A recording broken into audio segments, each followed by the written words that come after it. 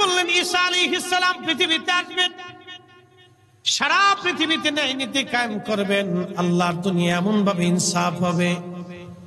আল্লাহ রাসূল বলেন শুধু ন্যায়ের কারণে একটা ডালিম ফল এত পরিমাণে বড় হয়ে যাবে, সারা গ্রামের মানুষ একটা ডালিম খেয়ে শেষ করতে পারবে না। একটা গাভীর দুধে এত পরিমাণে দুধ আসবে, শুধু ন্যায়ের কারণে আল্লাহু আকবার, সারা গ্রামের মানুষ দুধ খেয়ে শেষ করতে পারবে না। একবার জোরে বলা যাবে কি সুবহানাল্লাহ।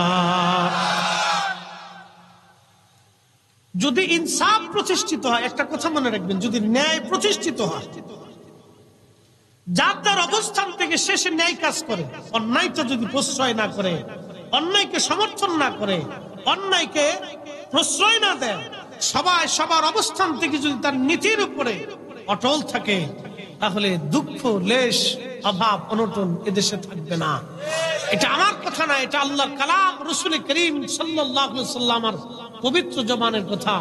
আপনি আজকে আমেরিকার দিকে তাকান, আমেরিকার দিকে তাকান, তাকায় দেখেন ওরা কোটি কোটি টাকার, বিলিয়ন কোটি টাকার মালিক। কারণটা কি? ওদের নারীরা অর্ধ উলঙ্গ থাকে। অর্ধ উলঙ্গ থাকলেও যায় দেখেন আমেরিকার ইউনিভার্সিটির ছেলেরা, তাদের মেয়েরা জিন্সের প্যান্ট পরে, হাফ প্যান্ট পরে, তাদের মেয়েরা ফিলিস্তিনের পক্ষে ন্যায়ের জন্য স্লোগান দিতেছে। আল্লাহু আকবার বলবেন না? হাজার হাজার স্টুডেন্ট আমেরিকার যায় দেখেন ফিলিস্তিনের পক্ষে এই অন্যায় যুদ্ধ বন্ধ করার জন্য তারা স্লোগান দিতেছে। যে দেখেন স্লোগান দিচ্ছে অন্যায়কে বন্ধ করার জন্য। ওরা বিচার করে, ওদের আদালত ঘুষ খায় না, ওদের প্রশাসন ঘুষ খেয়ে ডান বাম করে না, ওদের নারীরা অর্ধ উলঙ্গ। যেই নারীরা অর্ধ উলঙ্গ হয়ে আদালতে বসে, সেই বিচারক পর্যন্ত টাকা খেয়ে ডান বাম করে না। আর আমার দেশে বহু দাড়িওয়ালা বিচারক নামাজ পড়ে যায়, ভাস মাল নিয়ে একবারে সুন্দর করে লিখে দিয়ে দিচ্ছে, যাও। আবার খুব নামাজ পড়তেছে, শয়তানে হাসে, বাপরে বাপ কি চাচার চাচা, কত বড় বিচারক। শয়তানে হাসে, আমার স্মৃতি একবারে 7 গুণ বেশি শয়তানি। প্রিয় মুসলমান আমার, এইগুলি আমাদের দুহাতের রুজি। আল্লাহর কোরআন এই জন্য বললেন, যহারাল ফাসাদু ফিল বাররি ওয়াল বাহরি বিমা কাসাবাত আইদিন নাসি লিয়ুযীকাহুম বা'দাল্লাযী আমিলু লাআল্লাহুম ইয়ারজিউন।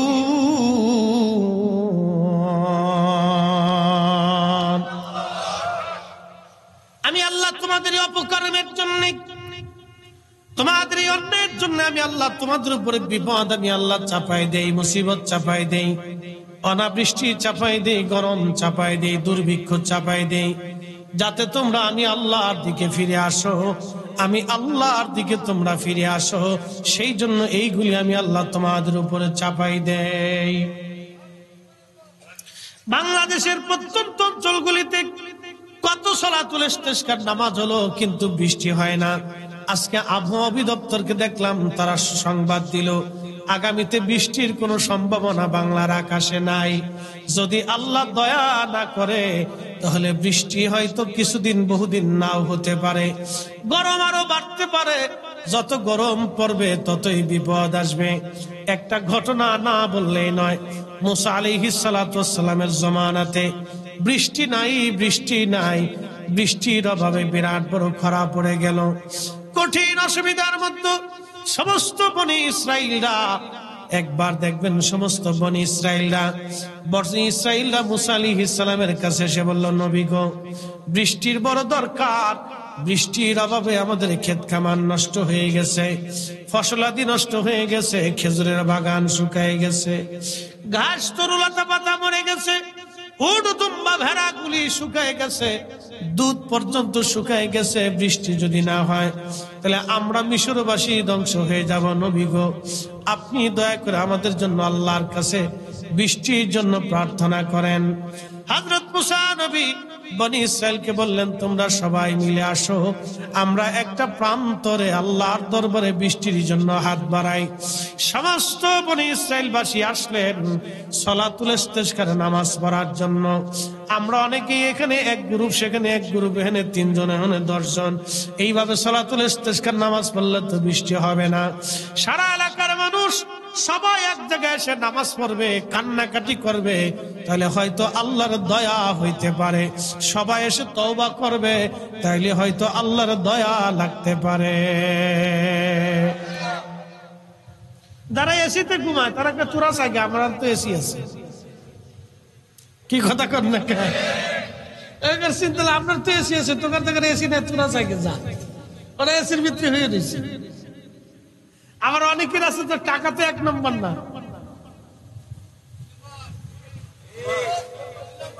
হ্যাঁ, কথা কর না কেন? ঢাকা শহরে যারা হাজার হাজার কোটি টাকার মালিক, সবার টাকা কি 1 নম্বর?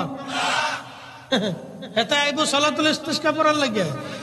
এত নিজেই জানে যে আমার টেহাই তো ঠিক না, আমি এসির ভিতরে ঘুমাই, আমি সালাতুল ইস্তিসকা গেলে আরো বৃষ্টি হইব না, ও আইতো না। ওরা পাইবেন না জীবনে, হারিকেন ধরে খুঁজলেও চাষা বাপ করলেও ও নামা যাইতো। এই যে বনি ইসরায়েলের সমস্ত বনি ইসরায়েলবাসী, লাখে লাখে বনি ইসরায়েল উপস্থিত হলো বৃষ্টির আশায়। লাখে লাখে বনি ইসরায়েল আসলো বৃষ্টির আশায়, বৃষ্টির আশায়। বর্তমান যেটা বনি ইসরায়েল, এটা কিন্তু অরিজিনাল বনি ইসরায়েল না, এলো হলো ভাড়াইটা রোহিঙ্গা। আমরা যেমন রোহিঙ্গাদেরকে জায়গা দিয়েছি, বর্তমানে ইসরায়েল হলো এরকম রোহিঙ্গাদের মতো। ওদেরকে ফিলিস্তিনিরা ২য় বিশ্বযুদ্ধের পরে দয়া করে ফিলিস্তিনে তাদেরকে জায়গা দিয়েছিল। আর ওই সময় পশ্চিমারা, আমেরিকা, ব্রিটিশ, ওরা মিলিয়া, এই পশ্চিমা বিশ্ব, আমেরিকা, ব্রিটিশ আর ন্যাটো, ওরা মিলিয়া এইখানে ইসরায়েলদেরকে অস্ত্র দিল, টাকা দিল, সাহায্য দিল, অস্ত্র শস্ত্র দিয়ে আজকে ফিলিস্তিনের বিরুদ্ধে ওরা লাগাই দিল যুদ্ধ। ফিলিস্তিনের যেখানে তাদের ঘর বাড়ি ছিল, তাদের বংশের 1000 বছর ধরে ওরা এখানে বসবাস করে, ওদের পূর্বপুরুষরা এখানে বসবাস করে। আজকে ফিলিস্তিনিদেরকে হটাইয়া লক্ষ লক্ষ ফিলিস্তিনিদের জায়গা বাড়ি করে দখল করে নিয়া আজকে ইসরায়েল বাড়ি ঘর বানাইছে। ওরা দখলদার, ওরা জালিম, ওরা জুলুমবাজ। ওদেরকে যারা সমর্থন করে, সৌদির বাচ্চা, এরপরে আরব আমিরাতের বাচ্চা, এরপরে আপনার মিশরের বাচ্চা, তারপরে আছে জর্দানের বাচ্চা, ওরা সব কয়টাই ইহুদির পাঁচটা গোলাম, শয়তানের দালাল। কথা বলেন ঠিক কিনা? সব কটা শয়তানের দালাল, ইহুদির বাচ্চা। আরে 70-75 বছর ধরে ফিলিস্তিনের বাচ্চারা পর্যন্ত মাথা নত করে। আপনি দেখেন তো, বাড়ি ঘরগুলি বিরান করে ফেলছে বোমা মেরে মেরে। তারপরও বাচ্চাকে যদি জিজ্ঞেস করে, আলহামদুলিল্লাহ, হাসবুনাল্লাহু নি'মাল ওয়াকিল, নি'মাল মাওলা, নি'মান নাসির, এই কথা বলে বাচ্চা উত্তর দিয়ে দিতেছে। মা মরে গেছে, বাবা মরে গেছে, ভাই মরে গেছে, বোন মরে গেছে, পরিবারে ও একা ছাড়া কিচ্ছু নেই, তারপরও সে ইসরায়েলের কাছে, ইহুদির কাছে মাথা নত করে নেই। আজ দেখলাম হামাসের মুখপাত্র মাথা উঁচু করে বলতেছে, আমরা আবার যুদ্ধ চালিয়ে যাব। 200 দিন যুদ্ধ করেছি, তাতে কি হয়েছে? আজীবন পর্যন্ত এই মাটিতে যতদিন পর্যন্ত দখলদাররা থাকবে, ততদিন আমরা মাথা উঁচু করে জিহাদ করে যাব, বাইতুল আকসার জন্য যুদ্ধ করে যাব। আরে ফিলিস্তিনের একটা বাচ্চার জুতার ওজন যা আছে, সৌদির বাচ্চার তত ওজন আল্লাহর কাছে নাই। বেঈমান মাথা নত করে দুহাবি, এই ওয়াহাবিজমটা কি মুসলিমটাকে ধ্বংস করে দিয়েছে। এই আব্দুল ওয়াহাব নজদি, বাচ্চা সৌদ, এরা পুরো আরবটাকে তুর্কি খেলাফত থেকে আলাদা করে একটা কাতার বানাইছে, একটা ওমান বানাইছে, একটা ইয়ামান বানাইছে, একটা দুবাই বানাইছে, একটা বাহরাইন বানাইছে, একটা ইয়ামান বানাইছে, একটা জর্দান বানাইছে, একটা সিরিয়া বানাইছে, একটা সৌদি আরব বানাইছে, একটা ফিলিস্তিন বানাইছে, এই এরকম একটা ইরাক বানাইছে, একটা ইরান বানাইছে। ছোট ছোট দেশে পরিণত করছে। আগে এক সময় ইরান, ইরাক, মিশর, সৌদি আরব, জর্দান, ওমান, ইয়ামান, বাহরাইন, কাতার, দুবাই, কুয়েত, এইরকম সংযুক্ত আরব আমিরাত থেকে শুরু করে জর্দান দিয়ে ফিলিস্তিন দিয়ে একটা দেশ ছিল। এই একটা দেশ যদি আরবদের যদি একটা দেশ থাকতো, আজকে সারা পৃথিবীর কাফেররা মুসলমানদেরকে পায়ে সালাম দিয়ে তারপরে পৃথিবীতে চলতো। এই আব্দুল ওহাব দিয়েছে, এই পুরা আরবটাকে খন্ড বিখন্ড করে দিয়েছে। আজকে ওরা আমার দেশে আইছে 8 টাকার তারাবির নামাজ বানানোর জন্য, ওরা আমার দেশে আইছে ইসালে সওয়াব বন্ধ করার জন্য, ওরা আমার দেশে আইছে দোয়া বন্ধ করার জন্য, ওরা আমার দেশে আইছে মিলাদুন নবী বন্ধ করার জন্য। হে বল্লাচরের মুসলমান, হে চট্টগ্রামবাসী, সুন্নি মুসলমান যতদিন জিন্দা থাকবে, প্রয়োজন বোধে রাসূলুল্লাহর দুরূদ ও সালাম আমার এই জমিনে ঘরে ঘরে ঘরে ঘরে চালু হবে। হাত উঁচা করে বলেন ঠিক কি না?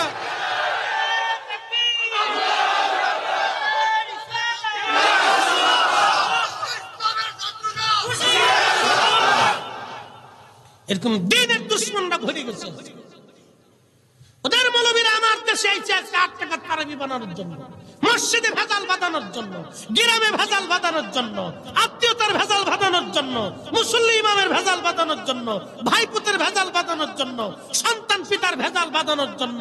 এটা শাহজালালের জমিন, শাহপরানের জমিন, শাহ মাকতুমের জমিন, খান জাহান আলীর জমিন, খাজা বাবা আজমিরের জমিন, কুতুবউদ্দিন কাকির জমিন, নিজামুদ্দিন আউলিয়ার জমিন, মুজাদ্দিদ আল ফিসানির দেওয়া ইসলাম, শেখ আব্দুল হক মুহাদ্দিস দেহলভির দেওয়া ইসলাম, শাহ ওয়ালিউল্লাহর দেওয়া ইসলাম। এদেশে কোন আব্দুল হক নজদির 5টা গোলামের দেওয়া ইসলাম এদেশে চলবে না। হাত উঁচা করে বলেন ঠিক কিনা? এই বাতিল ফেরকা আমার দেশে মাথা চাড়া দিয়েছে। আমরা যখন উচিত কথা বলি তখন বেদাতি, মাজার হুজারি, ফির হুজারি, বেদাতি, মাজার হুজারি, ফির হুজারি। আমরা বেদাতি, মাজার হুজারি, ফির হুজারি বানাচ্ছি।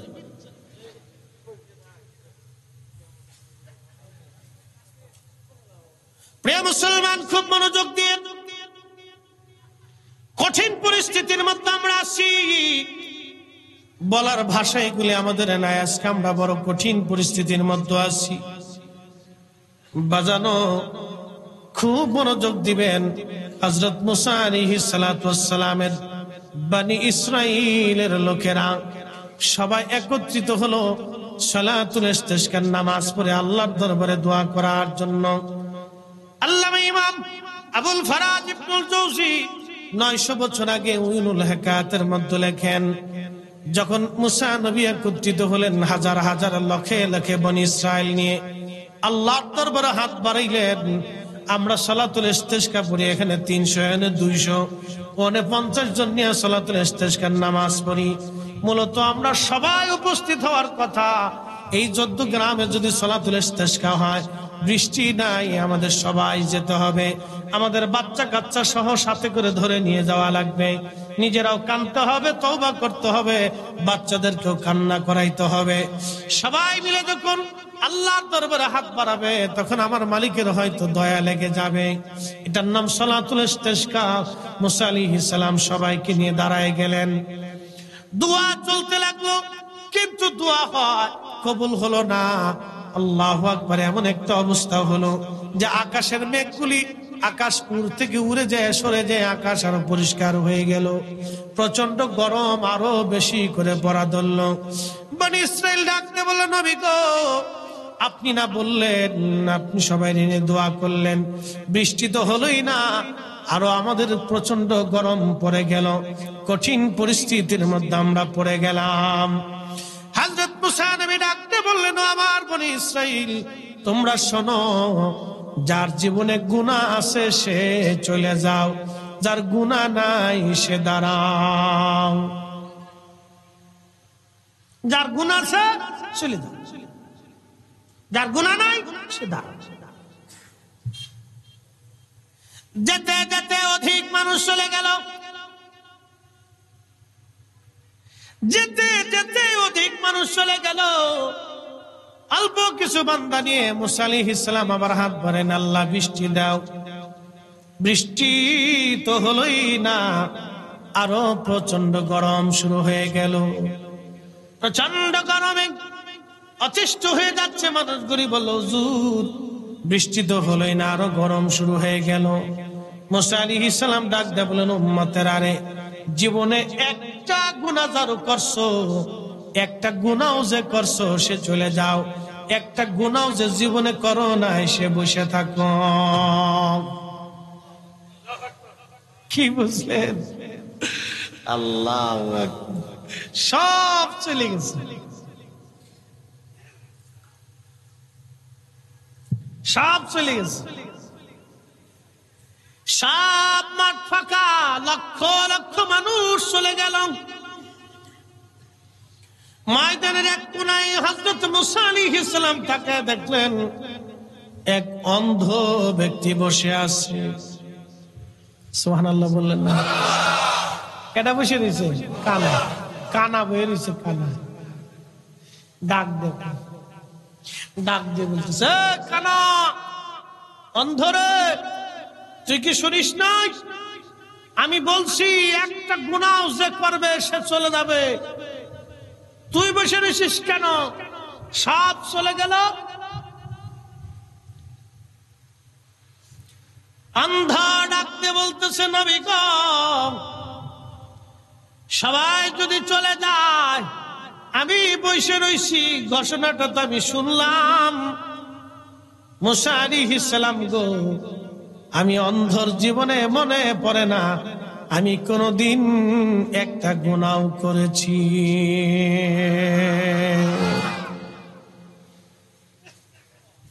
আমার জীবনে মনে পড়ে না যে আমি জীবনে একটা গুনাহ কোনদিন করেছি।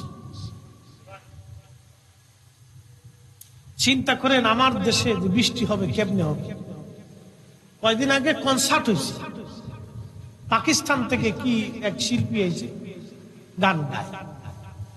ঢাকা শহরের যত নামি দামি ব্যক্তিবর্গের মাইয়েরা, পোলারা জিন্সের প্যান্ট পরে, Dhaka university, Jagannath university, public ইউনিভার্সিটির মেয়েরা জিন্সের প্যান্ট পরে, একবারে আমেরিকান সিস্টেমে তারা পোশাক পরে, গেঞ্জি গায়ে দিয়ে, আহা, অর্ধউলঙ্গ হইয়া নারীরা হাজারে হাজারে লাখে লাখে যুবকের যুবতী নাচতেছে প্রকাশ। আপনি দেখলে শরীর হিম হয়ে যাবে যে আমি কোন দেশে বাস করতেছি, কল্পনা করতে পারবেন। এই মেয়ে অবৈধভাবে অর্ধউলঙ্গ হয়ে জিন্সের প্যান্ট পরে, গেঞ্জি গায়ে, একটা মেয়ে যখন জিন্সের প্যান্ট পরে আর গেঞ্জি গায়ে তো ওর থাকে কি? ও তো ল্যাংটা হয়ে গেলেও কোনো কিছু আসে যায়, ও ল্যাংটা আর ওই একই কথা। কি কথা কর না, ল্যাংটা আর একই কথা। একটা নারীর কি আছে না আছে সব বোঝা যায়, তো ল্যাংটা হওয়ার একই কথা। পুরুষ নারী একসাথে গান শুনতেছেন, নাচতেছে, হা হা মুসলমান। বৃষ্টি কেমনে হবে বলেন? প্রকাশ্য। আল্লাহ রাসূল বলেন কিয়ামতের আলামত হচ্ছে নারী পুরুষ প্রকাশ্য জানা হবে। আজকে রমনা গার্ডেন, বলদা গার্ডেন না হলদা গার্ডেন কি ঘোরার টিম হেঙ্গাচ্চা, প্রত্যেক জেলাওয়ারি বিনোদন কেন্দ্রগুলি আছে, সি বিচ গুলি আছে। আপনি যায় দেখবেন, পয়লা বৈশাখের দিন, 14ই ফেব্রুয়ারির দিন, ছুটির দিনে, ঈদের দিনে, ঈদের পরে বিভিন্ন সময়ে সময়ে, বিভিন্ন ছুটির সময়ে হাজারে হাজারে লাখে লাখে যুবক যুবতী এক জায়গা হচ্ছে। কারো মেয়ে, কারো সন্তান, কারো বউ, কারো বেটা, কারো নাতি, কারো পুতি, হা হা, যুবক যুবতী এক জায়গা হচ্ছে। কুত্তাই চিন্তা করে তোরা মানুষ হইলি কি? হ্যাঁ ঠিক আসতে বলেন তো, জোরে বলে। কুত্তাই চিন্তা করে দেখি তো তোরা মানুষ হইলি। আমরা কুত্তার তো কাতি মাস আসলে আমরা জায়গা টাকা চিনি না, আল্লাহ আমরা কুত্তা বানাইছি। তোরা মানুষ হইয়া কাতি মাস নাই, অঘ্রাণ মাস নাই, পুষ মাস নাই, বৈশাখ মাস নাই, জ্যৈষ্ঠ মাস নাই, আর আষাঢ় মাস নাই, তোরা মানুষ হইয়া আরে কুত্তা কুত্তির মতো এক জায়গায় আইলি। আমি নাম দিছি, ওরা নাম দিছে বলে গার্লফ্রেন্ড আর বয়ফ্রেন্ড। নতুন সিস্টেম হয়েছে গার্লফ্রেন্ড বয়ফ্রেন্ড, আমি নাম দিছি কুত্তা ফ্রেন্ড। এই পোলাপা নাস্তা করিস কে? জোরে ক। নাম কি খারাপ দিছি? কুত্তা ফ্রেন্ড। এই বেহাপনা যদি আমার দেশে না, পড়ে গেলি তো বিপদ। ক্যামেরা ধরতেছে, ঠাস করে পড়ে গেলি কেমন গুলি করে দিছে, আর বিপদ না।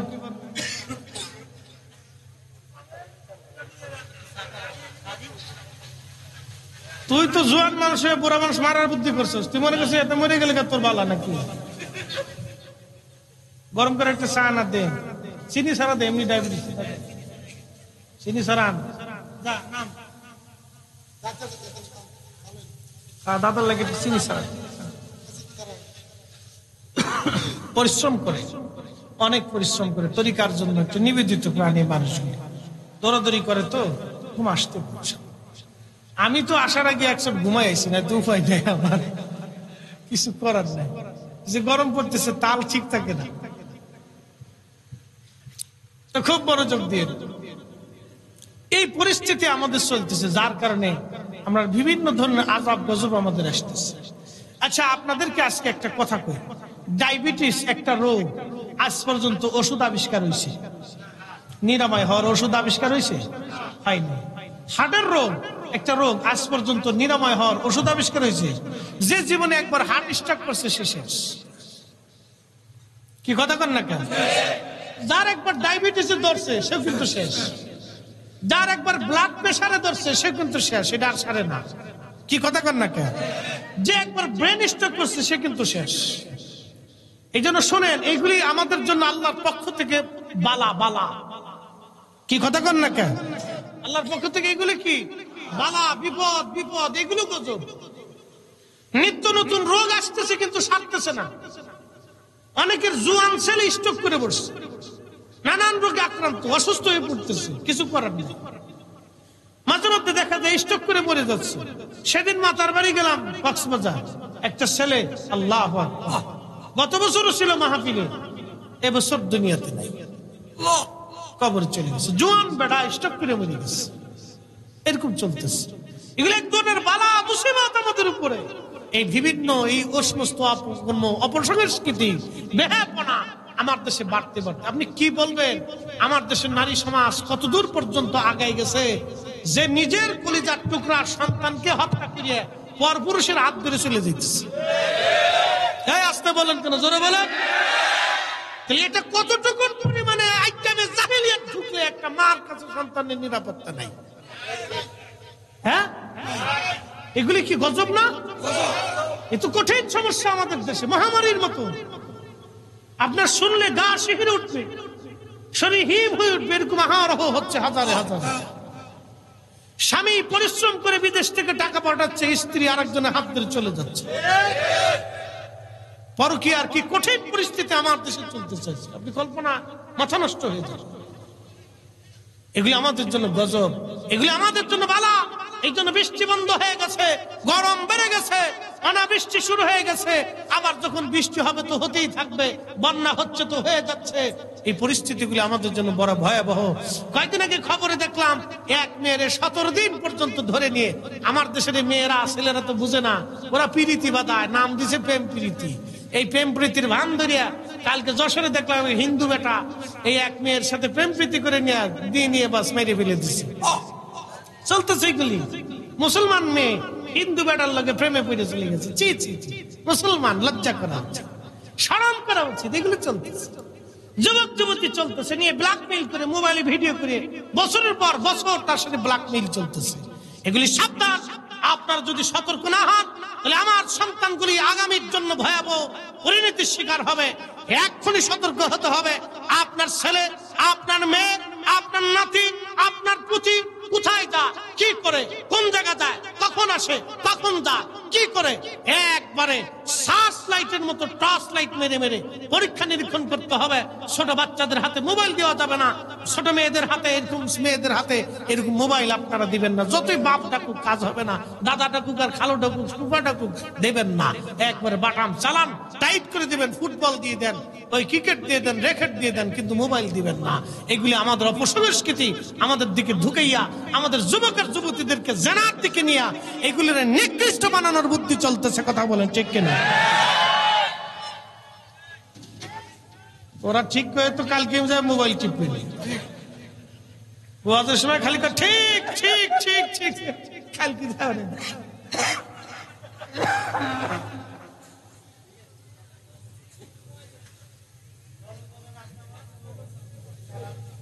আগে আমরা খেলাধুলা করছি, আর ফুলাবান বয়ে থাকে মোবাইল টিপে। ও কয়েকদিন পর তো ডায়াবেটিস হয়ে যাবে। হ্যাঁ, চোখের সমস্যা হবে, ডায়াবেটিস সমস্যা হবে, কত নানান সমস্যা। আগে আমরা খেলাধুলার ছোটে আমরা হুঁশ পাইছি না, ওরা খেলাধুলার মাঠ পর্যন্ত নেই, করবে কি? কষ্ট হইতেছে আপনাদের? একসাথে বলেন তো আল্লাহু আকবার। না আরো জোরে, আরো জোরে বলেন। একটু দরুদ শরীফ পড়েন। আল্লাহুম্মা সাল্লি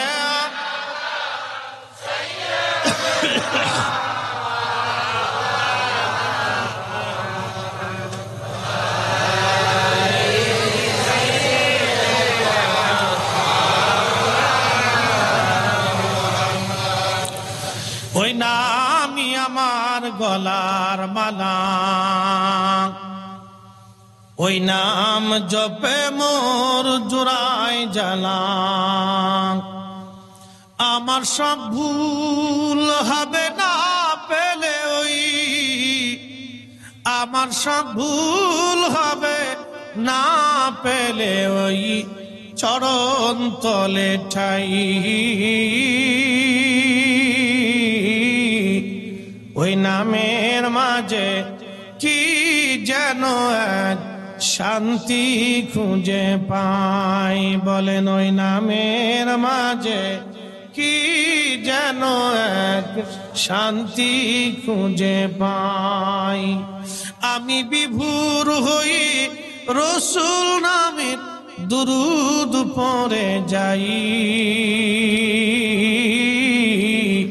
ওই নামের মাঝে কি যেন এক শান্তি খুঁজে পাই। আল্লাহুম্মা সাল্লি আলা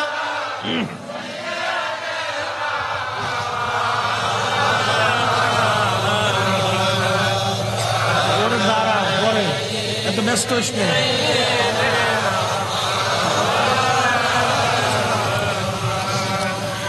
বন্ধুগণ আমার, হাজরাতে মুসা আলাইহিস সালাতু ওয়াস সালাম ডাক দিলেন, অন্ধ বলো কি? বলে হুজুর, জীবনে কোনদিন মনে পড়ে না আমি কোনদিন কোন গুনাহ করেছি, তবে নবী গো একটা ভুল করেছিলাম, এই ভুলটা যদি গুনাহ হয় তাহলে আমি চলে যাব, আর যদি গুনাহ না হয় আমি বসে থাকব।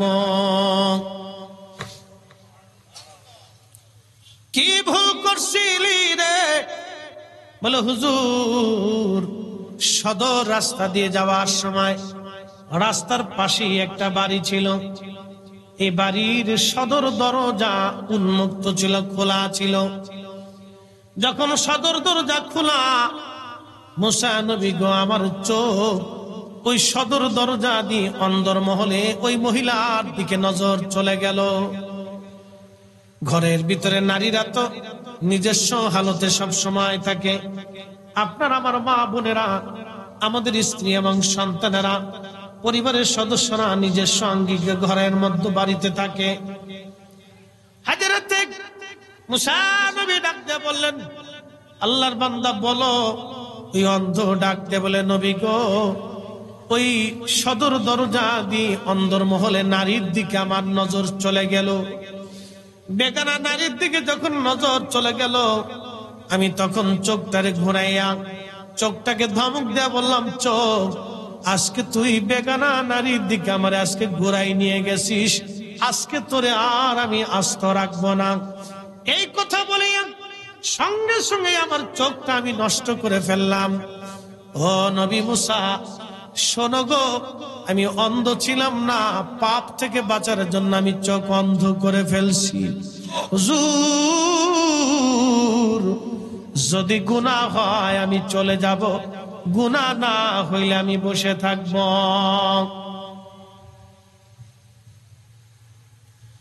আল্লাহর কোরআন বলতেছে, ইন্নামাল মুমিনুনা আল্লাযীনা ইযা যুকিরাল্লাহু ওয়াজিলাত কুলুবুহুম ওয়া ইযা তুলিয়াত আলাইহিম আয়াতুহু যাদাতুহুম ঈমানা।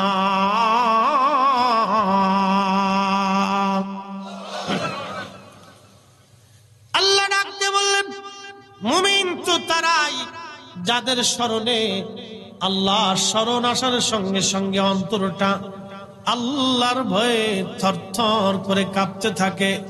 তারাই মুমিন, তারা মুমিন, তারা মুমিন, তারা মুমিন, তারা মুমিন। হযরতে মুসা আলাইহিস সালাতু ওয়াস সালাম ডাক দিয়ে বলেন, অন্ধরে তুমি তো গুনাহ করোই নাই, বরং গুনাহ থেকে বাঁচার জন্য তুমি এমন ভাবে নিজেকে শাস্তি দিয়েছ।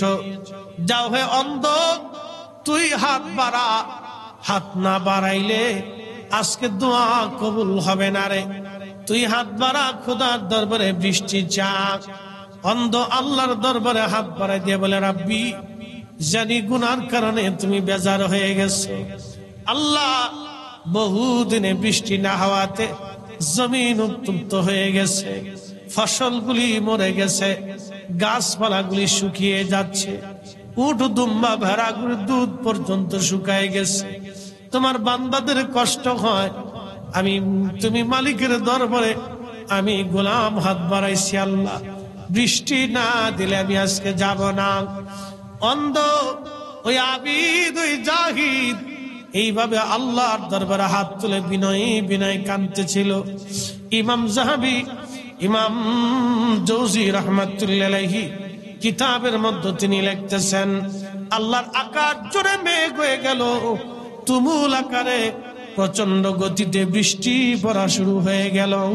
চিৎকার মেরে জোরে বলেন আল্লাহু আকবার। তার অর্থ হচ্ছে আমাদের মতো গুনাহগার বান্দা দিয়ে আল্লাহর 4 পয়সাও কোনো মূল্য নেই আল্লাহর কাছে।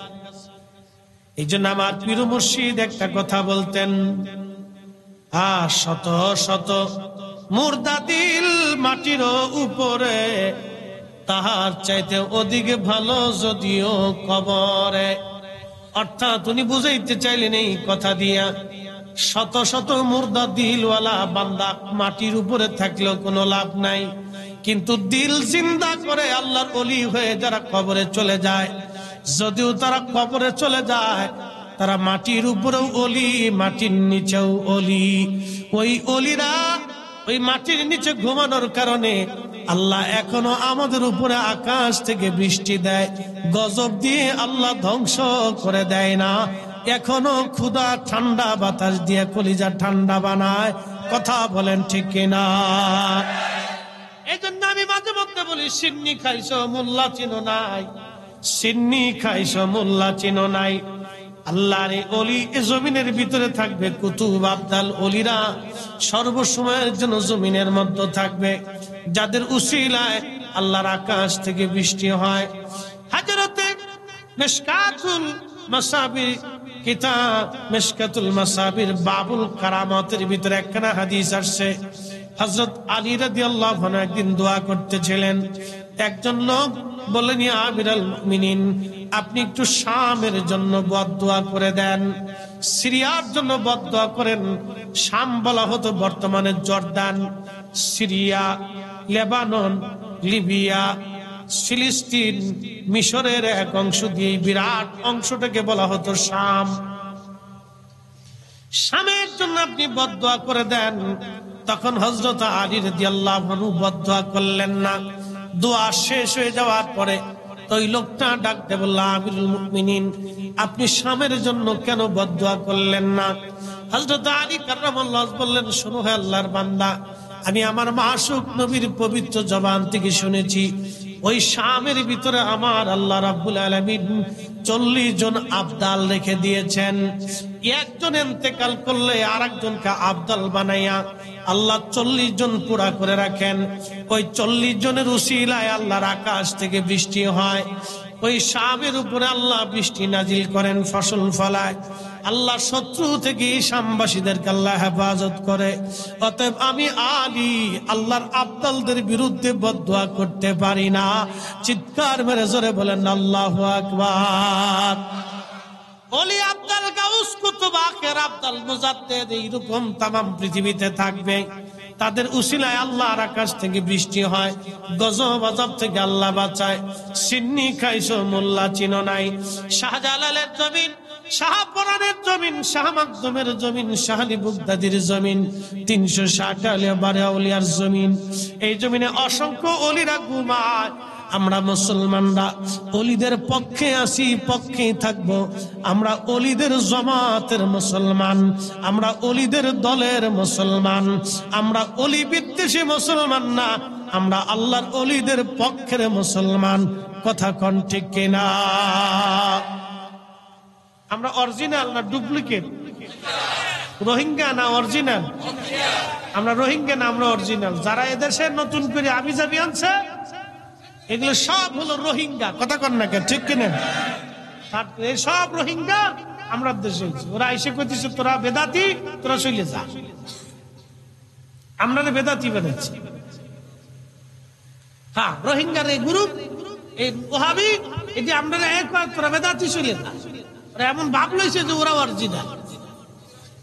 হ্যাঁ, এ বাতিল আমার দেশে এসে এখন বলতেছে তোরা ডুপ্লিকেট চলে যা। হাজিরিন, হযরতে মালিক ইবনে দিনারের কথা বলছিলাম। তিনি ওয়াজ করতেছিলেন, লোকে বলল হুজুর কিছুদিন আগে আপনার মদপাই দেখলাম, এখন আপনি ওয়াজ করেন, আপনার হালত কেমনে পরিবর্তন হলো বলবেন কি? মালিক ইবনে দিনার রাহমাতুল্লাহি আলাইহি বলেন, আল্লাহর বান্দা শোনো, আমি সত্যিকার অর্থে আগে মদপাই ছিলাম, নেশাখোর আমি ছিলাম। আমি প্রত্যেক দিন রাত্রে নেশা করতাম। আমি একদিন লাইলাতুল বরাতের রাত্রিবেলা আমি মদের বোতল নিয়ে, মদের বোতলের মধ্যে মদ ঢেলে আমি মদ পান করতেছিলাম। আমার ছোট্ট মেয়েটা তখন, ছোট্ট মেয়েটা হাঁটা চলাফেরা শিখেছে, দৌড়াদৌড়ি করা শিখেছে। আমার মেয়েটা 3 বছর বয়স হয়েছে। এই মেয়েটা দৌড়া এসে আমার সামনে থেকে মদের গ্লাসগুলি ফেলে ফেলে দিতে লাগলো। আর আমার কাছে খুব ভালো লাগতো, আমার বাচ্চাটা আমার কাছে আসতো, আমার মেয়েটা আমার খুব ভালোবাসতো, আমার এছাড়া থাকতো না, আমার কাছে কাছে থাকতো, আমার কোলের মধ্যে থাকতো, আমার কাছে খুব ভালো লাগতো। তার প্রতি আমার খুব মায়া ভালোবাসা বেশি হয়ে গেল। এত পরিমাণে ভালোবাসা হলো আমি ওকে না দেখলে থাকতেই পারতাম না। মালিক ইবনে দিনার রাহিমাহুল্লাহ বলতেছে, দুনিয়ার মানুষ তোমরা শোনো, পরের বছর বরাতের রাত্রিবেলা আমি মদ পান করার জন্য মদের বোতল হাতে নিয়ে বসে গেলাম মদ খাওয়ার জন্য, টেবিলে মদ। বুঝতেই পারতেছেন বরাতের রাত্রিবেলা যেই বেটা মদ খায় এটা কত নম্বর মুসলমান আর বুঝার বাকি নাই, ঠিক কিনা? খুব দুর্ধর্ষ মুসলমান সে, কঠিন অন্তরের অধিকারী। বরাতের রাত্রিবেলা মদ পান করে, কিন্তু ওই রাত্রিবেলা সে কেঁদে ফেললো। মদ পানের সময় কাঁদতে লাগলো। গত বছর মেয়েটা ছিল, আজকে 2-3 মাস হলো মেয়েটা মারা গেছে, ছোট্ট মেয়েটা মারা গেছে। আজকে মেয়েটা কাছে নাই। মেয়েটার স্মরণে মালিক ইবনে দিনার বলেন, আমি কেঁদে কেঁদে মদ পান করে ঘুমিয়ে পড়লাম। ওই ঘুমের মধ্যে আমি একটা ভয়ঙ্কর স্বপ্ন দেখলাম। স্বপ্ন দেখি আল্লাহর জমিনে হাসর কায়েম হয়ে গেছে, বিরাট বড় মাঠ, আল্লাহু আকবার, বিরাট বড় মাঠ, বিরাট বড় মাঠ, শুধু আগুন, হাহাকার, ক্রন্দন, কান্নাকাটি, বিপদ আর বিপদ, মুসিবত আর মুসিবত, বিরাট বড় মাঠ। আল্লাহর নবী বলেন, উম্মতে হাসরের মাঠে 3 জায়গা সন্তান মাকে ভুলে যাবে, মা কলিজার টুকরা সন্তানকে মনে রাখবে না। হাসরের মাঠে 3 জায়গা মা সন্তান ভুলে যাবে, বাবা সন্তান ভুলে যাবে, সন্তান বাবা ভুলে যাবে, বন্ধু বন্ধুর খবর রাখবে না, ভাই ভাইকে ভুলে যাবে, স্বামী স্ত্রীকে বলে যাবে, স্ত্রী স্বামীকে বলে যাবে। হাসরের মাঠে 3 জায়গা। 1 নম্বর, যখন মিজানের পাল্লায় ওজন শুরু হয়ে যাবে। নেকের পাল্লা ওজন হবে না গুনার পাল্লা ওজন হবে।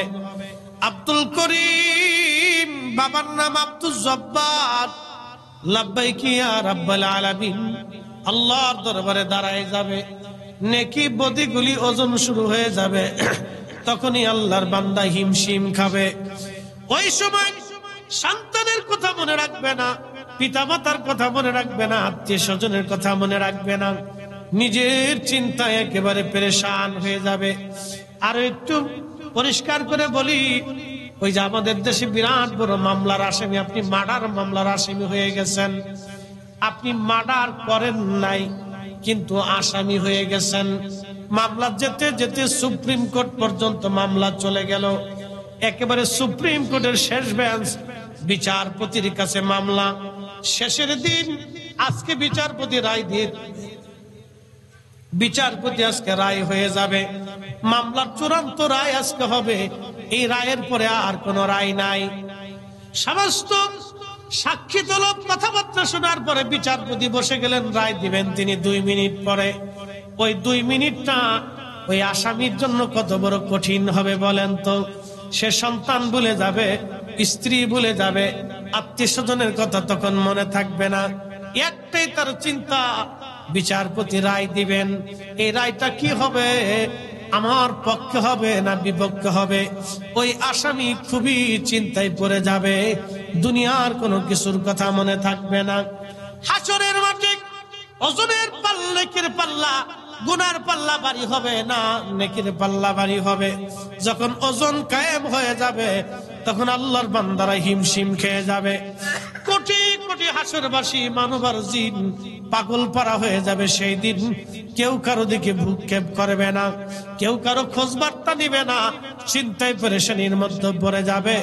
আল্লাহ নবী বললেন, মিজানের পাল্লায় বান্দা সন্তানকে ভুলে যাবে, সবাই সবাইকে ভুলে যাবে, কেউ কারো কথা মনে রাখবে না।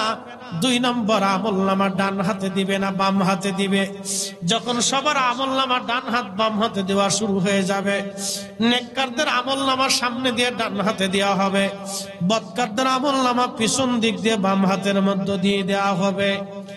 এই কঠিন পরিস্থিতিতে হাসরের বাসী মা সন্তান ভুলে যাবে, সন্তান বাবা মাকে ভুলে যাবে। এই সময় কেউ কারো কথা মনে রাখতে পারবে না, কঠিন হিমশিম খেয়ে যাবে। এই সময় বাঁচতে যদি চান, 14 গ্রামবাসী আল্লাহর হুকুম না মাইনে গেলে মহা বিপদ।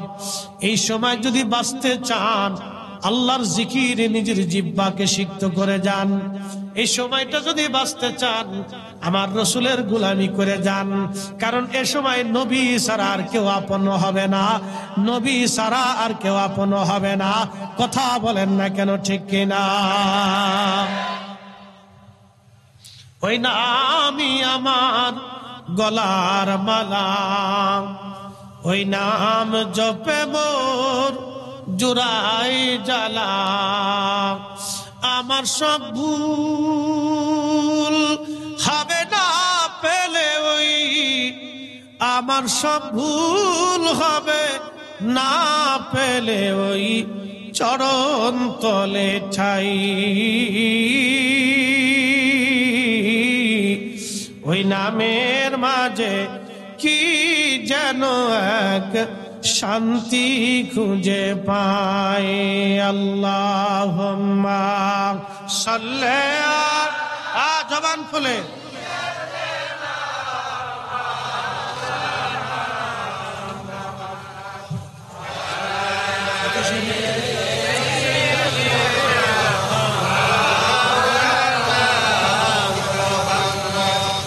বন্ধু আমার, 3 নম্বর মিজানের পাল্লা, 3 নম্বর ফুলসিরাতের ঘাট।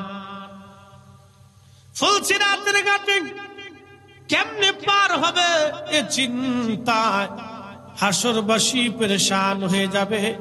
কেউ কারো কথা মনে রাখবে না, কেউ কারো কথা মনে রাখবে না। এই সময় বড় কঠিন। মালিক ইবনে দিনার রাহমাতুল্লাহ আলাইহি বললেন, দুনিয়ার মানুষে তোমরা শোনো, হাসরের মাঠে আমারে শাস্তি দেওয়ার জন্য। বিরাট বড় একটা অজগর সাপ আমাকে তাড়া করতে লাগলো। আমি হাসরের মাঠ ধরে দৌড়াইতে লাগলাম। খুবই কঠিন আমার ওই স্বপ্ন দেখি, বিরাট বড় অজগর সাপ, খুবই ভয়ঙ্কর। এই সাপটা আমাকে তাড়া করতে লাগলো। আমি দৌড়াই, বহু মাঠ ভরে দৌড়াইতে লাগলাম, কিন্তু কেউ আমার সাহায্য করে না। আমি দেখলাম হাসরের মাঠের এক কোণে এক বৃদ্ধ বসে আছে। তার পোশাকগুলি খুবই সুন্দর, কিন্তু সুঘ্রাণ শরীর থেকে আসে। বৃদ্ধের কাছে দৌড়ে যে বললাম, বৃদ্ধ রে, আমারে তুমি আজকে সাহায্য করো, ওই সাপ আমাকে তাড়া করতেছে, সাপটাকে তুমি একটু তাড়ায় দাও। বৃদ্ধ ডাকতে বলল, মালিক ইবনে দিনার রে, আমি দুর্বল, হীন ক্ষীণ, এত বড় অজগর সাপ তাড়ানোর ক্ষমতা আমার নাই। অন্য কোথাও তুমি চলে যাও। মালিক ইবনে দিনার রাহমাতুল্লাহ আলাইহি বলেন, দুনিয়ার মানুষ, আমি যেতে যেতে যেতে যেতে ওরা হাসরের মাঠ দৌড়াইতে লাগলাম। দেখলাম বিরাট বড় বড় আগুনের কুণ্ডলী, জাহান্নামের বিরাট বড় গর্জন আর তর্জন। আমি পাগল পাড়া হয়ে দেখলাম পাশেই বিরাট বড় সুন্দর মনোরম একটা মহাপ্রাসাদ। এই প্রাসাদের প্রত্যেকটা রুম সোনা দানা মণিমুক্তা দিয়ে সাজানো আছে। খুবই সুন্দর বিরাট বড় প্রাসাদ। এই প্রাসাদের মধ্যে ছোট্ট ছোট্ট বাচ্চারা খেলাধুলা করে। আমি ওই দিকে দৌড়াই যেতে লাগলাম। ঠিক এমন সময় ওই প্রাসাদের পাহারাদার ফেরেশতা সে ডাকতে বলো, বাচ্চারা, ও শিশুরা, ও বালকেরা, কিশোররা, তোমরা দ্রুত গতিতে দৌড়ে এসো। একজন বান্দাজ বিপদগ্রস্ত হয়ে গেছে। এই প্রাসাদের মধ্যে তার হয়তো কোনো আমানত আছে, অর্থাৎ তার কোনো সন্তানই প্রাসাদের মধ্যে আছে। দরজা খুলে দিল ফেরেশতা। মালিক ইবনে দিনার বলেন, আমি দৌড়াইয়া প্রাসাদের দরজা দিয়ে ভিতরে ঢুকলাম। দেখি হাজার হাজার ছোট ছোট বাচ্চা মার দিকে। এমন সময় তাকে দেখি রে, আমার সেই ছোট্ট মেয়েটা 3 বছর বয়সে মারা গিয়েছিল। ওই মেয়েটাও আমার সামনে এসে দাঁড়ায় গেল। আর ওই সাপটাকে ধরার জন্য মেয়েটা যখন হাত বাড়াইলো, সাপটা অজগর পালায়ে চলে গেল। আমি বসে গেলাম প্রাসাদের মধ্যে, আমার মেয়েটাও আমার কোলের মধ্যে বসে গেল। চিৎকার মেরে জোরে বলেন আল্লাহু আকবার। তুমি রহমান, তুমি মেহেরবান, বলেন তুমি রহমান, তুমি মেহের। অন্ধ গাহে না শুধু তোমারি গুণগান, অন্ধ গাহে না শুধু তোমারি গুণগান, বুঝেও বুঝে না তবু শান। তুমি রহমান, তুমি মেহেরবান, তুমি রহমান, তুমি মেহেরবান। কষ্ট হইতেছে আপনাদের? খুবই মনোযোগ, লম্বা কথা বাড়াবো না, বেশি রাত্র করেও কষ্ট দেব না। হাজরাতে মালিক ইবনে দিনার রাহমাতুল্লাহ আলাইহি বললেন, দুনিয়ার মানুষ, আমার মেয়েটা কোলের মধ্যে বসে গেল, আমার দাড়ির মধ্যে আঙ্গুল ঘুরাইতেছিল আর বলতেছিল, আপু এখনো কি সময় হয় নাই তুমি পাপ কাজ থেকে ফিরে আসবা? আপু এখনো কি সময় হয় নাই তুমি পাপ কাজ থেকে ফিরে আসবা? আব্বা জান, আর কত তুমি অন্ধকারে নিমজ্জিত থাকবা? কত তুমি নামাজ ছেড়ে দিবা, রোজা ছেড়ে দিবা, কত অন্যায় করবা গো বাবা? তোমার তো হায়াত শেষ হয়ে আসতেছে আব্বা জান, এখনো কি তোমার সময় হয় নাই গো বাবা? এই বলে বলে আমার মেয়েটা আমার দাড়ি ধরে ধরে চুলগুলি টানতে ছিল। আমি বললাম, মা রে, আমার কয়েকটা প্রশ্নের জবাব তোমরা দেবা। বলতেছে, আব্বা বলো। প্রথম নম্বর, ওই সাপটা কেন আমার তাড়া করতেছিল রে মা, বলবা কি? মেয়েটা ডাক দে বলল, আব্বা জান, ওই সাপটা অজগর সাপ হলো আপনার বদ আমল। এই বদ আমলটাকে সর্পে পরিণত করে আমার আল্লাহ আপনাকে তাড়া করাইতেছিল শাস্তি দেওয়ার জন্য। বলল, মারে বুঝলাম তো, কিন্তু আমি এক বৃদ্ধর কাছে সাহায্য চাইতে গেলাম। মেহেশরের মাঠের এক কোনায় বৃদ্ধ বসা ছিল। মেরে বলবো এই বৃদ্ধ লোকটাকে। মেয়েটা ডাকতে বল, আব্বা যান, ওই বৃদ্ধটা হলো আপনার নেক আমল। আপনি নেক আমলটাকে বৃদ্ধ বানায় রাখছেন, ক্ষীণ হীন দুর্বল বানায় রাখছেন। এই জন্য ওই বৃদ্ধ লোকটা আপনার সাপ থেকে বাঁচাইতে পারে নাই। আপনার ওই নেক আমল আপনারকে কাজ দিতে পারে নাই, কারণ আপনার আমল দুর্বল, গুনার কাজ আপনার ভারী হয়ে গেছে। গুনার কাজ ভারী হয়ে গেছে। গুনার কাজ ভারী হওয়ার কারণে, আপনার নেক আমল দুর্বল হওয়ার কারণে আজকে এই কঠিন পরিস্থিতির শিকার আপনি হয়ে গেছেন। মালিক ইবনে দিনার রাহমাতুল্লাহ আলাইহি ডাক দিয়ে বললেন, মারে তারপরে তুমি বলো, এই বিরাট বড় প্রাসাদের মধ্যে হাজার হাজার ছোট ছোট বাচ্চারা কারা জান্নাতের প্রাসাদ? তখন মেয়েটা ডাকতে বলল, আব্বা জান, যারা ছোট্টকালে মায়ের কোল খালি করে আল্লাহর ডাকে সাড়া দিয়ে চলে আসে, এই বাচ্চাদেরকে আল্লাহ এই জান্নাতের পরিবেশের ভিতরে আল্লাহ লালন পালন করতে থাকেন। আব্বা জান, এই বাচ্চাগুলি কিয়ামতের ময়দানে ওই বাবা মার জন্য সুপারিশ করনেওয়ালা হয়ে যায়। চিৎকার মেরে জোরে বলেন সুবহানাল্লাহ। যে সন্তান ছোট্টকালে বাবা মার কোল খালি করে আল্লাহর ডাকে সাড়া দেয়, এই বাচ্চাগুলি কিয়ামতের ময়দানে আল্লাহর দরবারে ওই বাবা মার জন্য সাহায্য করে, ওই বাবা মার জন্য সুপারিশ করনেওয়ালা হয়ে যায়। আপু প্রাসাদের দিকে আসতেছিল বিদায়ে, আজকে আমি তোমার এই সুপারিশ করতে পারছি, সাহায্য করতে পারলাম বাবা। তবে কি তোমার এখনো সময় হয় নাই? তওবা করে তুমি ভালো হয়ে যাবা। এখনো কি সময় হয় নাই? তওবা করে ভালো হয়ে যাবা। মালিক ইবনে দিনার রাহমাতুল্লাহ আলাইহি বললেন, স্বপ্ন আমার ভেঙে গেল। স্বপ্ন থেকে উঠিয়া তওবা করিয়া জীবনের সমস্ত সম্পদগুলি আল্লাহর রাস্তায় দান করিয়া আমি আল্লাহ পাওয়ার জন্য রাস্তায় বের হয়ে গেলাম। এত পরিমাণে আল্লাহ ওয়ালা হয়ে গেলেন তিনি, এত বড় ওলি তিনি হয়ে গিয়েছিলেন।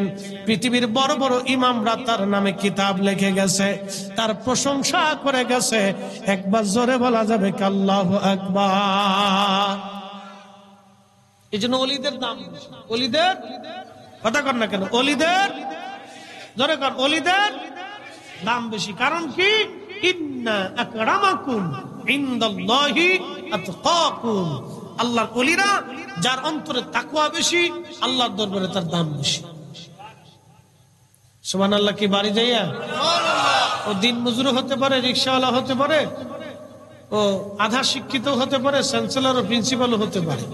শিক্ষা, মেধা, জ্ঞান, গরিমা, অর্থ, বিত্ত, সৌন্দর্য, এগুলি দিয়ে আল্লাহর দরবারে নাজাতের কোন রাস্তা যদি থাকতো, তাহলে হযরত বেলালের কোনো বেলুই ছিল না। যদি বংশ দিয়ে নাজাতের রাস্তা হইতো, তাহলে আবু জাহেল নাজাত পাইতো, বেলালে নাজাত পাইতো না। যদি সৌন্দর্য দিয়ে নাজাতের ব্যবস্থা থাকতো, তাহলে হযরত বেলালের কিছু পাওয়ার কথা না। যদি অর্থবিত্ত দিয়ে নাজাতের ফয়সালা হইতো, তাহলে রোম সম্রাটটা নাজাত নিয়ে নিত। ওয়াসাল কারণীর 4 পয়সাও মূল্য ছিল না। কিন্তু আল্লাহর দরবারে ওয়াসাল কারণীর দাম বেশি, কারণ ইন্না আকরামাকুম ইনদাল্লাহি আতকাকুম। তার অন্তরে আল্লাহর ভয় বেশি ছিল। অথচ রাসূলের দরবারে বসে একটা হাদিসও কোনোদিন শুনে নাই। আল্লাহর নবীর দরবারে বসে একটা কোরআনের আয়াতও কোনোদিন শুনে নাই। কিন্তু তার মর্যাদা এত বিরাট হয়ে গেল যে আল্লাহ রাসূল হযরত ওমরকে বলেন, ওমর রে, যদি কোনোদিন ওয়াসাল কারণীর সাথে তোমার সাক্ষাৎ হয়, তাহলে তার কাছ থেকে দোয়া চেয়ে নিও তোমার মাগফিরাতের জন্য, আর আমার উম্মতের মাগফিরাতের জন্য ওয়াসাল কারণীকে দোয়া করতে বইলো। কারণ আমার ওয়াসাল কারণী দোয়া করতে দেরি হবে, আসমান থেকে দোয়া কবুল হইতে দেরি হবে না। তাই ওলিদের দরকার আছে না নাই? ওলিদের সোহবতে যাওয়ার প্রয়োজন আছে না নাই? ওলিদের মজলিসে বসার দরকার আছে না নাই? আল্লামা জালালউদ্দিন রুমি রাহমাতুল্লাহ এই জন্য বলছেন, এক জমানে সোহবতে বা আউলিয়া बेहतरा सद सोले तोत बेरिया खाको सौमर दाने हकरा चीरे पा खाको बरसर कुन्हा सदरा हम सुमा दिदाने दाना इबादत इबाद फतेह अबवाब सआदत इबाद गर तु संगे खारा अमर मरशुबी सब साहेब दिल रोसी गौहर शबी चित्कार मेरे जोरे बोलें ना मारहाबा অসুবিধা লাগে বুঝা যায় অলির সাথে মোহাব্বত রাখার দরকার আছে না নাই কেন আছে বুঝাইতেছি বিশ্ববিখ্যাত আল্লাহর ওলি তার নাম হযরতে জুনাইদ আল বুগদাদি উনি আগে কুস্তিগীর ছিলেন মারামারি করতেন রেসলার ছিলেন খুব শক্তিশালী কুস্তিগীর ছিলেন ওনার কেউ হারাইতে পারত না খুব যোদ্ধা ছিলেন কিন্তু সর্বশেষে ওলি হয়ে গেলেন তো ওনার দরবারে এসে ওনার এক মুরিদ ভক্ত এসে বসে বলতেছে হুজুর কোরআনের আয়াতের একটা মর্ম আমার বুঝে আসে না বলে কোন বিষয়টা তুমি বুঝো না দয়া করে বলবা বলতেছে হুজুর আল্লাহ বলছেন ইয়া আইয়ুহাল্লাযিনা আমানু তাকুল্লাহ ও ঈমানদার তোমরা আল্লাহকে ভয় করো এরপরে আল্লাহ বলছেন ওয়াকুনু মা'আস সাদিকিন আমার ওলিদের সোহবতে চলে যাও আমার ওলিদের মজলিসে বসো সাদিকদের মজলিসে বসো সাদিকদের সোহবতে চলে যাও সাদিকদের মহব্বতে বসো আমি বুঝলাম না যে আল্লাহ ইত্তাকুল্লাহ দিয়ে আল্লাহকে ভয় করতে বললেন এরপরে আবার আল্লাহ সাদিকদের মজলিসে বসতে বললেন কারণটা কি কারণ ইত্তাকুল্লাহ দিয়ে আল্লাহ সব বুঝাইছে ইত্তাকুল্লাহ মানে আল্লাহকে ভয় করে আমার দিকে তাকান যে আল্লাহকে ভয় করে সে নামাজ পড়ে না ছাড়ে না জোরে বলেন জোরে জোরে জোরে যে 100% পিওর আল্লাহকে ভয় করে সে 100% পিওর ভাবে নামাজ আদায় করে কথা কোন ঠিক কি না সে কখনো সুদ খাবে কথা কোন না সুদ খাবে ঘুষ খাবে জমিনের আইল নিয়ে ঠেলাঠেলি করবে আরেকজনের টাকা মাইরে দেবে ভাই বোনের আত্মীয় স্বজনের হক নষ্ট করবে জোরে বলেন রাষ্ট্রের হক নষ্ট করবে জনগণের টাকা চুরি করে বিদেশে পাচার করবে যার অন্তরে আল্লাহর ভয় আছে সে অন্যায় করতে পারে না তো আল্লাহ তো ইত্তাকুল্লাহ দিয়ে আল্লাহকে ভয় করতে বলছে এক বাক্যে আল্লাহ বলে দিবেন আমি আল্লাহর আইন তুমি মাইনে চলো কিন্তু এরপরে আল্লাহ ওয়াকুনু মা'আস সাদিকিন দিয়ে ওলিদের মজলিসে কেন যাইতে বলল জুনাইদ বুগদাদিকে প্রশ্ন করতেছে তার মুরিদ তখন জুনাইদ বুগদাদি তাকে এক সুন্দর উত্তর দিয়ে বলেন বাবা তোমার শরীরে কি পাখার বাতাস লাগতেছে বলতেছে হ্যাঁ হুজুর আমার শরীরে পাখার বাতাস লাগে বলতেছে কেন বাতাস লাগে বলে আপনার খাদেম আপনার পিছনে দাঁড়াইয়া পাখা দিয়ে আপনাকে বাতাস দিচ্ছে ওই বাতাসটা আপনার কাছে বসার কারণে আপনার গায়ে লাগেও আমার গায়ে লাগতেছে আর জোরে বলেন আল্লাহু আকবার হযরত জুনাইদ বুগদাদি রাহমাতুল্লাহ আলাইহি বলতেছে বাবা রে তুমি কি কোরআনের সে আয়াত পড়ো না ইন্না রাহমাতাল্লাহি করিবুম মিনাল মুহসিনিন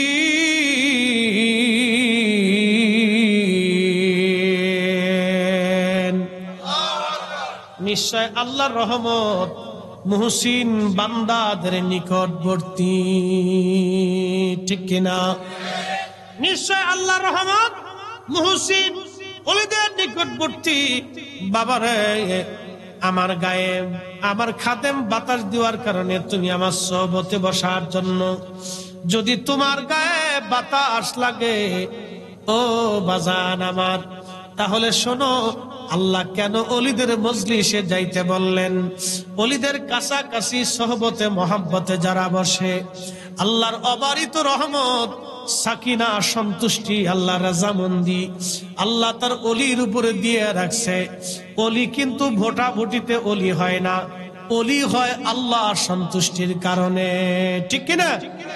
ওলি কার সন্তুষ্টিতে হয়? আল্লাহর সন্তুষ্টিতে ওলি হয়। ওলি ভুটাভুটি দিয়ে হয়। একটা ঘটনা শুনে এসেছি, বলবো না? কষ্ট হইতেছে আপনাদের? রাত কেবল সোয়া 12টা বাজে, 1.5 ঘন্টা ওয়াজ হয়েছে। আর 2-10 মিনিট না পারিলে আসলাম ভাই আমার আবার হাদিয়া দিবেন না, এটা আর এক জ্বালা আছে, বিপদ আছে। আজকে সার্ভিস কম দিয়েছেন, মাইনা কম দিয়ে চলে যায়। তো মনোযোগ দেন, এই আশেপাশে যারা আছেন তারা শুনে। আমাদের ফরিদপুরের কানাইপুর, ফরিদপুরের কানাইপুর আমার এলাকা, ফরিদপুর সদর থানার একটা এলাকা কানাইপুর। এই কানাইপুর এলাকায় এক ধনাঢ্য ব্যক্তি ছিল, আমাদের এলাকায় খুব ধনাঢ্য ব্যক্তি ছিল। 80 থেকে 90 দশক, খুব পয়সাওয়ালা, অনেক জমিদার, কয়েকশো বিঘে সম্পত্তির মালিক ছিল, কয়েকশো বিঘে। অর্থাৎ আমাদের দেশে 26 শতকে এক পাখি, 52 শতকে 1 বিঘে, তার কয়েকশো বিঘে সম্পত্তির মালিক ছিল। তো বুঝেন কি পরিবারের সম্পদ ছিল। ওই সময়কার অনেক পয়সাওয়ালা, অর্থওয়ালা লোক ছিল। তো ওই সময় দরবার শরীফে মানুষ গরু হাঁটাই লয়ে যেত, কাফেলা ছিল না, গরু হাঁটাই লয়ে যাওয়া, মাথায় করে তো খেদমত চলবেন, হুজুর কেবলা থাকতো। এই সময় ওই লোকটা চিন্তা করলো যে 8 যদি এত বড় মেলা বসে তাহলে আমিও পারবো, আমার তো পয়সা করি কম নেই। তখন তো গরু 2 সাইডে ফেলাইলে মানুষ কিন্তু কম হইতো না, তখন মানুষের দরিদ্রতা বেশি ছিল, পয়সা করি কম ছিল। বিরিয়ানি রানলে মানুষ খুব খুশি হইতো, যাইতো, বসতো।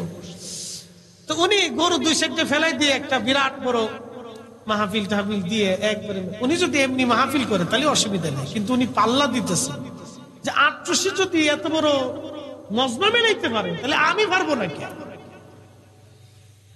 সে যদি একা একা করে তাহলে অসুবিধা নেই, আল্লাহর কাজ করতেছে গরু, সে কিন্তু আল্লাহর ওলির সাথে পাল্লা দিতেছে। কি দিতেছে? পাল্লা। সে পাল্লা দিতেছে যে ওখানে যদি এত বড় মজমা মিলিয়ে তাহলে আমি কেন মজমা মিলাইতে পারবো?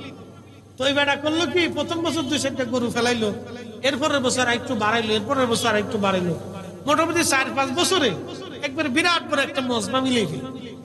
কিন্তু এই মজমাতে আল্লাহর সন্তুষ্টি নাই। আমার পীর ও মুর্শিদের দরবারে আজকে কত বছর ধরে চলতেছে বলেন? হ্যাঁ, 54 বছর না? 54 বছরে আজ পর্যন্ত 40 শর্ট পড়ছে। হ্যাঁ জাকির ভাইরা কথা কন না, তেলে শর্ট পড়ছে, তরকারি শর্ট পড়ছে, গোস্তে শর্ট পড়ছে, কোনো কিছু শর্ট পড়ে না। চালাই কি? না না, একসাথে বলে এক হয়েছে না, আরো জোরে বলেন কে চালায়? কালকে ছিলাম মহেশখালী, মহেশখালীর পাশে একটা দ্বীপ আছে কুতুবদিয়া। এই কুতুবদিয়ার একজন ওলি আছে, তার নাম মালিক শাহ রহমাতুল্লাহ। আল্লাহু আকবার কন্যা। একবারে সাগরের ভিতরে বিচ্ছিন্ন একটা দ্বীপে উনি বসবাস করতেন। এই কুতুব আল্লাহর ওলি এখানে ঘুমাই রয়েছেন, ওনার অনেক কারামত আছে। বহু ঝড় তুফান উনি দুয়া দিয়ে থামাই ফেলে দিচ্ছে। আল্লাহু আকবার। পানি এখনো মানুষ আশ্চর্য হয় যে পানি উপরে উঠে কিন্তু কুতুব দিয়ে ভাসে না, কুতুব দিয়ে দ্বীপ ডুবে না, এটার নাম ওলি। এজন্য আমরা সুন্নিরা ওলিদের পক্ষে আছি, কথা কন না কা? আর ওরা খালি বেদাতি বেদাতি বেদাতি বেদাতি, ও সাতার ভতর গোষ্ঠী কিনলে, কথা কন না কা? মালিক শাহ রহমাতুল্লাহ আল্লাহু আকবার। এই কুতুব দিয়ার কুতুব তিনি ঘুমাই রয়েছেন। লোকেরা বলতেছে হুজুর ও প্রত্যেক সারা বছরে মানুষ বলে খাবার খায়, ওই কুতুব দিয়া যারা যায় ফ্রি খাইতেছে সারা বছর, পুরুষে হাজার হাজার মন চাল জ্বলতেছে, মানুষকে খাওয়াচ্ছে, চলতেছে, চালাচ্ছে আল্লাহ। তা চালায় কে? ওলিদের উপর সন্তুষ্ট হয় কে? তো ওই বেটা জোর করিয়া মজমা মিলাইতে চাইছে, আল্লাহর সার্টিফিকেট নেই, জোর করে মিলাইতে চাইছে। আমার এলাকা মিলাইতে মিলাইতে আল্লাহকে দাঁড়াও তোমার মিলাইতেছে। মান আদালি ওলিয়ান ফাকাদ আযানতুহুল হারব, আমার ওলির সাথে দুশমনি করলে যা হয় এটা আল্লাহ পাক যুদ্ধ ঘোষণা করে। এই বেটা কয়দিন পরে এই শোনেন, একবার যদি গরিবত্ব আসা শুরু হয় আপনি চারপাশে শুধু অন্ধকার দেখবেন, মনে রাখেন। যদি আল্লাহ আপনার পতন দেয় খালি দেখবেন চারপাশ দিয়ে অন্ধকার আসতেছে, এটা নষ্ট হয়, ছেলে মরে যায়, গরু মরে যায়, ছাগল মরে যায়, নিজে অসুস্থ হয়, বউ অসুস্থ হয়, এই এক দুর্ঘটনা আসে, ওই মুসিবত আসে, এদের দেখতে দেখতে টাকা পয়সা ডানে বামে যাইতে যাইতে বেচতে বেচতে বেচতে বেচতে কয়েক বছরের ভিতরে একবারে নিঃস্ব হয়ে যায়। কথা ঠিক কিনা? নিঃস্ব হয়ে যায়। তো ওই বেড়ার অবস্থা তাই হইল। আল্লাহর ওলির মহান ওলির সাথে পাল্লা দিতে যাইয়া শেষ পর্যন্ত সমস্ত সম্পদ হারাইলো। আমার বাস স্ট্যান্ডে ভিক্ষা করিয়া গাড়ির নিচে পড়ে মরে গেল। ভিক্ষা করে খাইতে লাগে। হ্যাঁ, আমার এলাকা বাস ভিক্ষা করে খাইতে। অথবা আমার পীর মুর্শিদের সাথে যারা পাল্লা দিতে গেছে, লাস্টে ভিক্ষার থালি হাতে পড়ছে। ভিক্ষার থালি হাতে পড়ছে। সব জায়গায় পাল্লা পাল্লি চলে না, সব জায়গায় পাড়াপাড়ি চলে। যোগ শ্রেষ্ঠ মহাবলী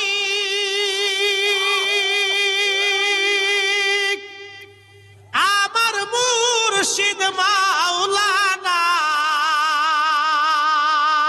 ঠিক কিনা? ওরে এক নজর দেখলে যারে দিলের জ্বালা থাকে না। ওরে এক নজর দেখলে যারে দিলের জ্বালা থাকে না। ইশকের গভীরতা তো যদি রে জানিতে চাও, কামেলের পদ তলে নেশার হইয়া যাও। ওরে মুর্শিদের চরণ তলে নেশার হইয়া যাও। দেখ না ফরিদ করিল দান, অমূল্য চক্ষু রতন ইব্রাহিম সারিয়া দিল মহামূল্য সিংহাসন। ওরে ইব্রাহিম সারিয়া দিল মহামূল্য সিংহাসন। আল্লাহ ইয়া রহমান ইয়া রহিম।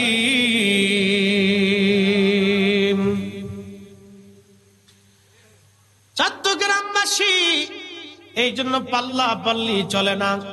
জুনাইদ বাগদাদী বললেন, বাবারে ইন্না রাহমাতুল্লাহি করিবুম মিনাল মুহসিনিন। আল্লাহর রহমত ওলিদের কাছে সবসময় আল্লাহর সন্তুষ্টি, রাজামন্দি, আল্লাহর খুশি রহমত ওলিদের উপরে নাজিল হতে থাকে। এই জন্য জুনাইদ বাগদাদী বললেন, বাবা আল্লাহর কোরআনে ওয়াকুনু মা'আস সাদিকিন দিয়ে আল্লাহ বুঝাইলেন, আমার ওলিদের সোহবতে যাও, আমার ওলিদের মোহাব্বতে যাও। এই জন্য কুতুবদিয়াতে হযরত মালিক শাহ রহমাতুল্লাহ আলাইহি ঘুমায়, হাজার হাজার মন চাল ডাল গরু ছাগল মানুষ পাঠায় দেয়, লক্ষ লক্ষ মানুষ খায়। একটা দ্বীপের ভিতরে হাজার হাজার লক্ষ লক্ষ মানুষ তার উরুস শরীফে হাজির হয়ে যায়। পঙ্গপালের মতো মানুষ চলে যায়, কারণ ওখানে আল্লাহর রহমত আছে। আমার পীর মুর্শিদের দরবারে 54 বছর ধরে কোটি কোটি কোটি কোটি মানুষ গেল, কোটি কোটি মানুষ খাবার খাইলো। আজও পর্যন্ত চালির অভাব হলো না, ডালির অভাব হলো না, খাবারের অভাব হলো না, মারামারি দরাদরি গুতাগুতি পারাপারি লাগলো না, ধাক্কা ধাক্কি পারাপারি লাগলো না। একজন আরেকজনের ধাক্কা লাগলো, হাতটা ধরে কয় ভাই ভুল হয়ে গেছে, পারা লাগলো কয় ভাই ভুল হয়ে গেছে। আমার পীর মুর্শিদের দরবারে এইভাবে আদব দেখানো হয়। একজন আরেকজনের ধাক্কাও যদি লেগে যায়, অন্যায় মাফ হয়ে গেছে, ভাই ভুল হয়ে গেছে, ভাই ভুল হয়ে গেছে, আপনি আমারে মাফ করে দেন। লক্ষ লক্ষ মানুষ এসে দোয়া করতেছে, লক্ষ লক্ষ মানুষ খাচ্ছে ঘুমাচ্ছে, কোনো পারাপারি ঝগড়া ফাসাদ কিছুই নাই। এটার নাম আল্লাহর ওলির দরবার, এখানে আল্লাহর রহমত লুকানো আছে। আগামী 30 এপ্রিল 14 তারিখ 30 এপ্রিল এই দিন যায় রাত্রিবেলা আমার পীর মুর্শিদের দরবারে ফাতিহা শরীফ অনুষ্ঠিত হবে। লক্ষ লক্ষ মানুষ এই দরবারে যাবে, আসবে। আপনাদের দাওয়াত করে গেলাম, আল্লাহ কবুল করুক, সকলে বলেন আমিন। এসেছেন যত নবী সকলের ইমাম, সালাম নবী তোমায় হাজারো সালাম, ইয়া নবী সালাম।